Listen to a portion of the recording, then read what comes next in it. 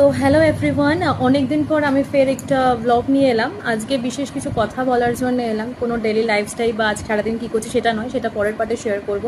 প্রথমত সবাইকে সরি বলছি, ক্ষমা চেয়ে নিচ্ছি। এই বিগত 4-5 দিন আমি কোনো ব্লগ শেয়ার করতে পারিনি, কেন অফিসের কিছু মিটিংয়ের কারণের জন্য প্রতিদিনই সকাল 8টায় বেরিয়ে রাত্রি 9টা বেজেছে ফিরতে। তো সেই কারণে আমি ডেলি কী করেছি না করেছি খুঁটিনাটি কিছুই শেয়ার করতে পারিনি তোমাদের জন্য। আশা করি তোমাদের আমাদের প্রতি একই ভালোবাসা রয়েছে, একইভাবে সাপোর্ট করবে। আমি ডেলি চ্যানেলটাতে আবার ছোটো ছোটো কিছু দেওয়া শুরু করব, যেটা আজ থেকে করব, যে সানডে আমি কি করলাম সেটাও তোমাদের সামনে নিয়ে আসবো।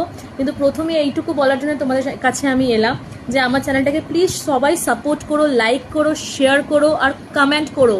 প্লিজ একটা লাইক, একটা শেয়ার, একটা কমেন্ট, এটা ম্যাটার করে আমার জন্য, কেন চ্যানেলটা আমাদের একদমই নতুন।